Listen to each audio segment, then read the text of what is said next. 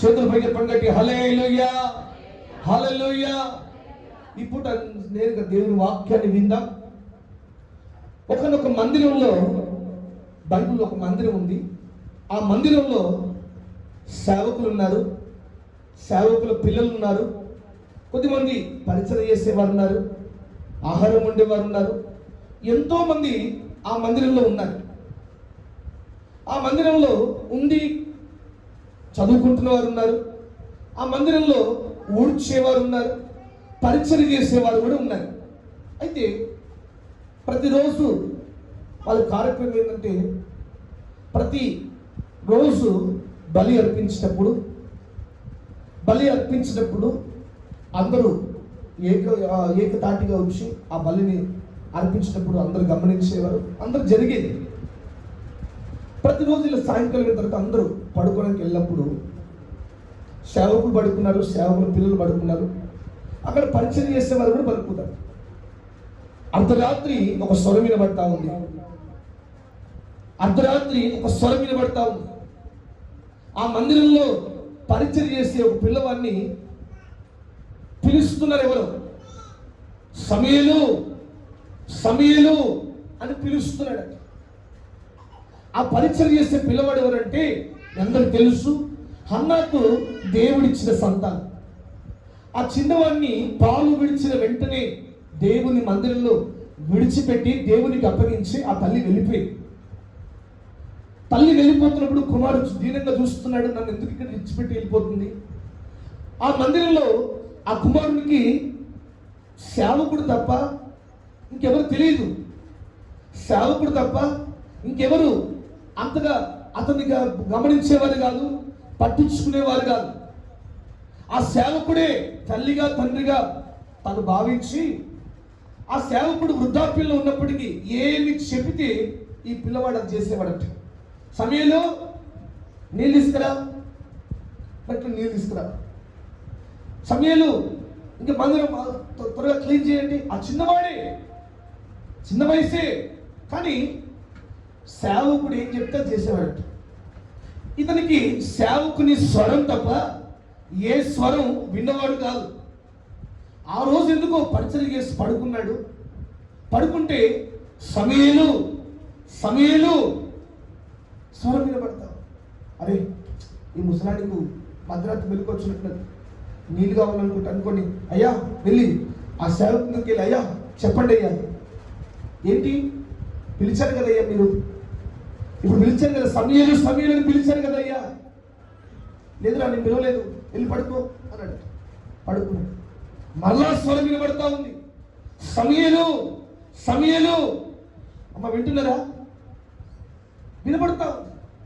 ఏంట్రా బాబు, మన మధ్యలో మళ్ళా పిలుస్తున్నాడు, ఏంటి ముసలానికి ఏం పని లేదు పాట లేదు అనుకుని మళ్ళీ లేచి విసుకుంటున్నాయినా వెంటనే లేచి, అయ్యా చెప్పండి అయ్యా అంటే, నేను పిలవలేదురా. ఈ స్వరం యొక్క మాధుర్యత అప్పటిదాకా సమూయేలు విన్నవాడు కాదు. ఆ స్వరం ఎక్కడి నుంచి వస్తుంది? పిలిచేది ఎవరు? అటువంటి స్వరం ఎవరికి ఉంది? ఆ స్వరం యొక్క విలువ తెలిసిన వాడు కాదు సమూయేలు. కానీ అదే మందిరంలో సేవ చేస్తున్న ఆ సేవకుడు అనేక సంవత్సరాలు ఆ స్వరాన్ని విన్నవాడు. హల్లెలూయా. విన్నవాడు కనుకనే గుర్తుపట్టాడు. రే, నేను పిలవట్లేదు, సాక్షాత్తు దేవుడే నేను పిలుస్తున్నాడు. పిలిచినప్పుడు, ఈసారి పిలిచినప్పుడు వెంటనే, అయ్యా నీ దాసుని ఆలకిస్తున్నానని చెప్పు. ఆ స్వరంని, ఆ స్వరం యొక్క మాధుర్యతను, ఆ స్వరం యొక్క విలువను ఆ సేవకుడు ఎరిగిన వాడు కనుక వెళ్ళి, ఈసారి దేవుడు పిలుస్తున్నాడు, నువ్వు వెళ్ళి నీ దాసునైనా నేను ఆలకిస్తున్నానయ్యా, చెప్పండి అయ్యా, చింతగించుము, నీ దాసుని ఆలకిస్తున్నాడు, వెళ్ళి చెప్పాలి. వెళ్ళాడు, పడుకున్నాడు. ఆ మాట జాగ్రత్తగా పడుకున్నాడు. మరలా పిలుస్తున్నాడు మూడోసారి, సమూయేలు సమూయేలు. ఆ చిన్నవాడు వెంటనే మోకరించి, అయ్యా చింతగించు, నీ దాసుని నేను ఆలకిస్తున్నాను. నేను ఎందుకు ఈ మాట ఈ సందర్భం అంతా చెప్తున్నానంటే, ఈ సందర్భం అంతా సండే స్కూల్ పిల్లలు మొదలుకొని పెద్దవాళ్ళ వరకు అందరికి తెలిసిన వారు.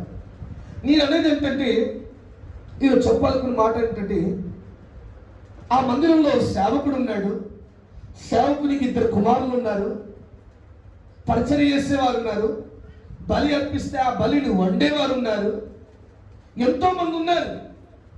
అందరినీ పిలవకుండా ఈ చిన్నవాడికి స్వరం తెలవని ఆ చిన్నవాడిని చూడండి, సరిగ్గా వస్త్రాలు కూడా వేస్తున్నారని ఆ చిన్నవాడిని, తల్లి ప్రేమకు దూరంగా ఉన్న ఆ చిన్నవాడిని, తండ్రి లాలనకు దూరంగా ఉన్న ఆ చిన్నవాడిని దేవుడు ఎందుకు పిలుస్తున్నాడు? ఆ స్వరం పిలుస్తున్నప్పుడు సేవకుడైన ఏలీకి వినబడుతుందా? చెప్పండి, వినబడుతుందా? వినబడతలేదు. ఆ స్వరం పిలుస్తుంటే అదే స్థలములో పడుకొని ఉన్న సేవకుని పిల్లలకి 2 కుమారులు ఉన్నారు. ఆ 2 కుమారులు వినబడుతుందా? వినబట్ల. పరిచయం చేసే వాళ్ళు ఉండొచ్చు, వాళ్ళకి వినబడుతుందా? వినబట్ల. ఎందుకు ఈ చిన్నవాడికి, ఏమీ తెలియని సమయాలకి స్వరం వినబడతా ఉంది. దేవుని స్వరము సమయాలకు వినబడటం ఆ సేవకుడు గుర్తెరుగుతున్నాడు. ఎందుకు వినబడుతుంది? ఎందుకు ఆ సేవకుని పిల్లలకి వినబడట్లా? ఎందుకు పరిచయం చేసే వారికి వినబడట్లా? పోనీ వీళ్ళందరూ వదిలి ఎంతో కాలంగా సేవ చేస్తున్న ఏలికి వినబడట్లా? ఒక్క సమయానికి వినబడతా ఉంది.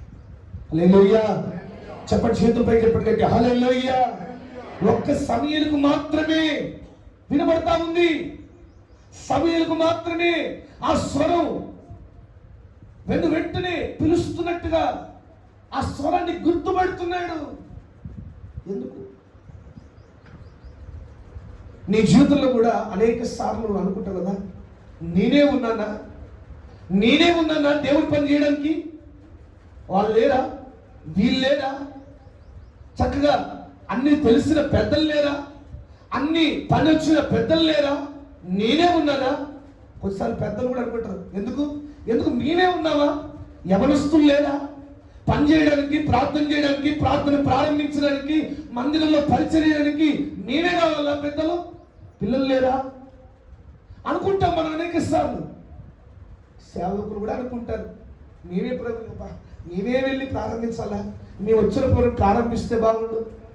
ఎందుకు అందరూ అనుకుంటారు, కానీ ఎందుకు నీ మీదనే ఆ భారం మోపబడుతుంది?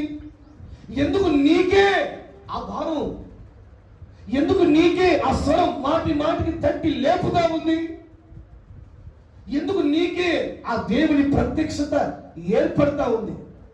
ఎందుకు సమయాలకు ఏర్పడుతుందంటే, చదవండి, ఈ పూట కొన్ని మాటలు చెప్పి ముగించేస్తాను. చదవండి, 1 సమయాలకు మాత్రమే ఎందుకు వినబడతా ఉంది? 3వ అధ్యాయము మొదటి 3 వచనాలు చదవండి.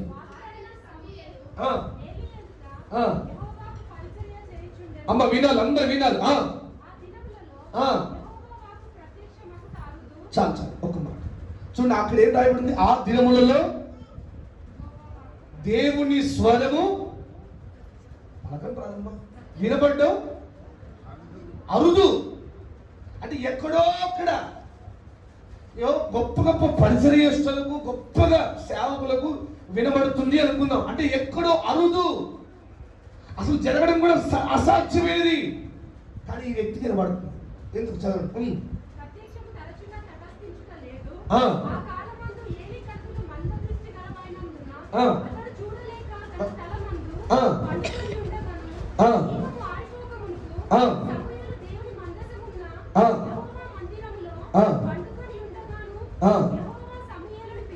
చాలు. హల్లెలూయా.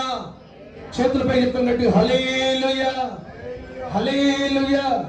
వినండి, అక్కడ రాయబడింది, దేవుని ప్రత్యక్షత దొరకడం అరుదు. దేవుని ప్రత్యక్షత, దేవుని స్వరము వినబడడం అరుదు, చాలా అరుదు. గొప్ప అంటారు కదా, లోపల ఏదో పుణ్యం చేసుకుంటే గాని అంటాను, పరిశుద్ధులకి కానీ ఏదో దేవుని కృప పొందుకుంటేనే కానీ అది మామూలుగా సాధ్యం కాదండి అందరూ అనుకుంటున్నారు. కానీ పెద్ద వాళ్ళు వాళ్ళని విడిచిపెట్టి, పరిశుద్ధుల్ని విడిచిపెట్టి, చూడండి జ్ఞానం ఉన్న వాళ్ళని విడిచిపెట్టి, వాక్యం తెలిసిన వాళ్ళని విడిచిపెట్టి, ప్రార్థన చేయగలిగిన శక్తి ఉన్న వాళ్ళని విడిచిపెట్టి, పరిశుద్ధాత్మను పొందుకునే వాళ్ళని విడిచిపెట్టి, ఏమీ తెలియని ఓ బాలుడికి ఆ స్వరం వినబడతాం. హల్లెలూయా, హల్లెలూయా, హల్లెలూయా. ఎందుకు వినబడతా ఉందంటే అక్కడ రెండే విషయాలు తెలియజేస్తున్నాడు. ఏంటంటే ఒకటి, సమూయేలు పరిచర్య చేస్తున్నాడు. కొంతమంది అనుకుంటారు, మాకు దేవుని స్వరం ఎందుకు వినబడట్లేదు, దేవుని ప్రత్యక్షత మేము ఎందుకు పొందుకోలేకపోతున్నాం అంటున్నాడు. సమూయేలు దేవుని మందిరంలో ఉన్నప్పుడు పొందుకోలే. ఏం చేస్తున్నా పొందుకున్నాడు? పరిచర్య చేస్తున్నప్పుడు దేవుని పిలుపు వచ్చింది. దేవుని పిలుపు వచ్చిన తర్వాత చేశాడా? చెప్పండి. దేవుని పిలుపు వచ్చిన తర్వాత పరిచర్య మొదలు పెట్టాడా? పరిచర్య చేస్తున్నప్పుడు దేవుని పిలుపు వచ్చిందా? చెప్పండి. పరిచర్య చేస్తున్నప్పుడు దేవుని పిలుపు వచ్చింది. ప్రియమైన దేవుని బిడ్డలారా, ఒకవేళ నీవు దేవుని గురించిన భారం కలిగి ఉంటే, ప్రత్యక్షత గురించిన భారం కలిగి ఉంటే, ఇదిగో దేవుని పిలుపుని తేటగా ఇంకా వినబడకపోతే, దేవుని ప్రత్యక్షతను అనుభవించకపోతే, దేవుని ఆత్మని ఇంకా పొందుకోకపోతే, ఇది తగిన సమయం. నీవు పరిచర్య చేసుకున్నప్పుడు, నీవు ఏదో మారుమూలంగా ఆ చిన్న పరిచర్య నువ్వు యథార్థమైన మనసుతో చేస్తున్నప్పుడు, చూడండి అనుకోని రీతిలో ఒక దినం రాబోతుంది. దేవుని స్వరాన్ని నువ్వు వినబోతున్నావు, దేవుని ప్రత్యక్షతను అనుభవించబోతున్నావు, దేవుని కార్యాలను చూడబోతున్నావు, నీ ద్వారానే దేవుడు పని జరిగించుకోబోతున్నాడు. హల్లెలూయా, హల్లెలూయా. ఎంత అద్భుతం నుండి పరిచర్య చేస్తున్నప్పుడు ఆటోమేటిక్గా దేవుని పిలుపు వచ్చి, దేవుని సంకల్పం ఏంటో, దేవుడి చిత్తం ఏంటో, దేవుని ప్రత్యక్షత ఏంటో ఏమీ ఎరుగని వయసులో నేను సమూయేలుకు ప్రత్యక్షితమై. సరే, ఇది పక్కన పెడతాం. నేను టాపిక్ వస్తే చూడండి, ఆ స్థలంలో సేవకులు పడుకుని ఉన్నారు. తన స్థలంలో ఆ మూల పడుకున్నాడు. ఇదే మందిరం అనుకోండి, సేవకులు ఇక్కడ పడుకున్నాడు, సేవకులు పిల్లలు అటు మూల పడుకున్నాడు, పరిచయం చేస్తున్నారు. కానీ దీపం ఆరిపోక ముందు సమూయేలు దేవుని మందసం దగ్గర పడుకున్నాడు. చప్పలు కొట్టండి గట్టిగా, హల్లెలూయా. ఎక్కడెక్కడ? దేవుని మందసం దగ్గర దీపం ఆరిపోక ముందే, ఇంకా ప్రార్థన సమయం ముగించక ముందే వస్తున్నాడు, పరిచయం చేస్తున్నాడు, ఆ మందసాన్ని తుడుస్తున్నాడు. ఆ మందసం దగ్గరే పడుకున్నాడు. చాలా సాధారణంగా చిన్నపిల్లలు ఏం చేస్తారంటే తల్లి దగ్గర తండ్రి దగ్గర పడుకుంటారు. కానీ నాకు తల్లి అయినా తండ్రి అయినా దేవుడే అనుకొని ఆ దేవుని మందిరంలోనే, ఆ దేవుని మందసం దగ్గరనే పడుకున్నాడు. నేను అంటాను, దేవుని మందసం దగ్గర సమూయేలు ఉన్నాడు కనుకనే చూడండి, అందరిని విడిచిపెట్టి సమూయేలుకు ఆ ప్రత్యక్షత వచ్చింది, సమూయేలుకు ఆ స్వరం వినబడింది. మిగతా వారికి చెవులు లేక కాదు, పోనీ వినబడపోవడం కాదు, దేవుని ప్రత్యక్షత అనేది దేవుని సన్నిధిలో, దేవుని మందసం దగ్గర నిల్చున్న వారికి ఆ ప్రత్యక్షత, నిల్చున్న వారే ఆ స్వరాన్ని గుర్తుపడతారు, నిల్చున్న వారే దేవుని పిలుపును గుర్తెరుగుతారు. దేవుని మందసం దగ్గర సమూయేలు ఉన్నాడు. ప్రియమైన దేవుని బిడ్డలారా, నీ కూడా నీ జీవితంలో కూడా దేవుని చిత్తానికి, దేవుని ఉద్దేశాన్ని జరగకుండా ఏది, ఏ స్థితి, ఏ పరిస్థితి నిన్ను ఆపలేదు. ఆమె ఎప్పుడు గట్టిగా నిన్ను ఆపలంటే, ఎందుకంటే నీవు మోస్తున్నది దేవుని వాక్యం, నీవు మోస్తున్న విలువైన దేవుని మందసం, నీవు మోస్తున్న దానికి విలువ ఎక్కువ. చూడండి, కష్టపడే గాడిద, ఆ గాడిద మీద యేసు ప్రభు ఉన్నంత కాలం దాని విలువ ఘనంగా మార్చలేదు. చూడండి, అది నడుస్తుంటే విలువైన వస్త్రాలు కప్పబడ్డాయి. విలువ దాన్ని చూసి రాలా, మోస్తున్న వ్యక్తిని చూసి, మోస్తున్న సర్వశక్తి గల యేసయ్యను చూసేసాడు. కనుక అలాగే నువ్వు వాక్యాన్ని మోయగలిగితే, పరిచయను మోయగలిగితే, ప్రత్యక్షతను మోయగలిగితే, దేవుని మందసాన్ని మోసి ముందడగలిగితే, ఆ మందసం, ఆ మహిమ నీ ముందున్న ఏదైనా రెండు పాయలాగి చేస్తుంది, నీకు ఒక దారులు తెలుస్తుంది. దేవుని చిత్తం జరిగేటట్టుగా అన్ని పరిస్థితులు అనుకూలమవుతాయి.